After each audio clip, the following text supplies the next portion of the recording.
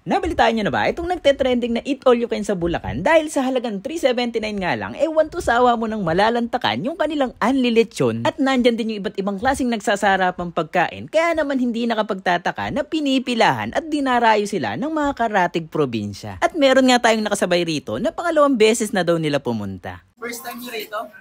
Pangalawang beses na. Pangalawang beses na. Sir, kumusta naman yung lasa ng pagkain? Okay, masarap lahat. At heto nga for today's video, dinayo natin sila para alamin kung sulit nga ba talaga. So yun guys, nandito tayo ngayon sa nagte-trending na Eat All You Can dito sa Bustos, Bulacan. Sa halagang 379, ewan to sawa mo nang matitikman yung kanilang lechon at iba't ibang putahe. Yan, so ito yung Rico's Eat All You Can Buffet dito sa San Pedro, Bustos, Bulacan. Sa boundary lang siya ng San Pedro, Bustos at sa tapat naman ng Bustos Water District. So yung unli lechon nila is available lang ng Friday until Sunday. And sa weekdays naman, Monday to Thursday, meron silang lechon pugon for only $2.99. Eat all you can na rin. Open nga pala sila dito from 11 AM to 3 PM and 5 PM to 9 PM naman kapag dinner. So ngayon is Saturday. Ini-expect natin na maraming tao.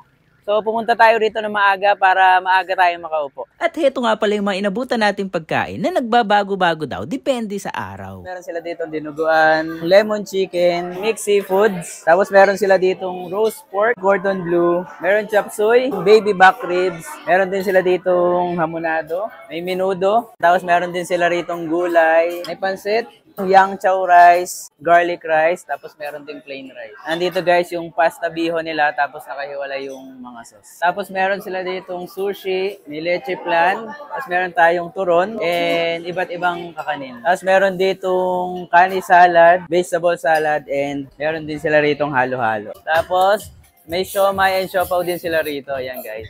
Tapos meron din sila ritong mga fried foods. Merong chicken, Shanghai, crablet, and meron din chicharong bulaklak. Heto naman yung dining area nila na hindi kalakihan kaya mabilis mapuno. Yun guys, kung pupunta kayo rito, mas maganda agahan nyo para hindi kayo masyado magantay ng matagal sa pila.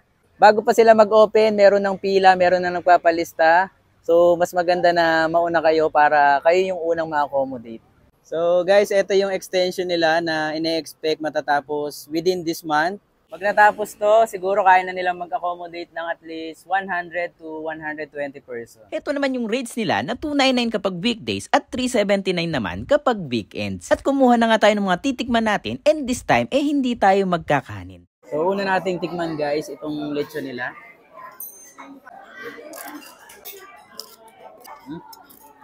Sarap. Pwede kang mag-round 2. Yung guys, meron sila ritong charge na 500 pesos sa leftover. Kaya kung kukuha kayo ng pagkain, i-limit nyo lang. Pwede naman bumalik anytime. No? Lalo na sa lechon, hindi naman siya agad nauubos. Kasi hindi naman ganun karami yung seating capacity nila dito ngayon. Titikman naman natin yung iba nilang putahe rito. So hindi na tayo nag-rice kasi sobrang dami nating pwedeng kainin. Simulan natin sa crablets.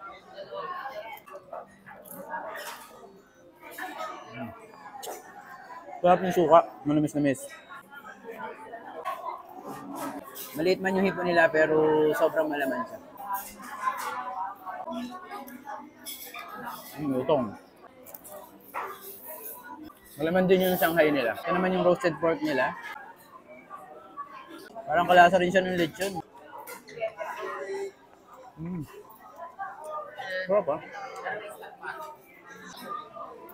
Try natin itong hamonado.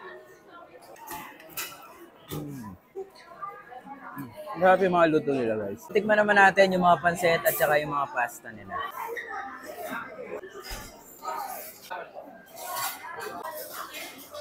Doon sa apat na natikman ko, pinaka nagustuhan ko yung palabok nila. Masarap siya, siya kakalasa nung palabok ng Jollibee. Guys, kung sa lasa lang ng pagkain yung pag-uusapan, masasabi kong sulit na sulit na yung babayad mo rito.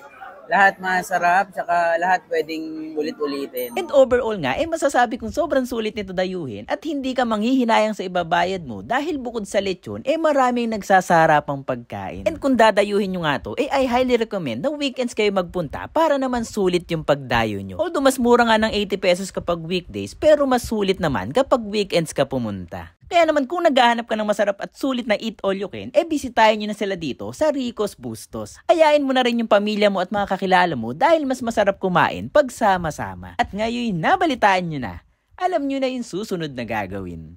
Hanggang sa muli!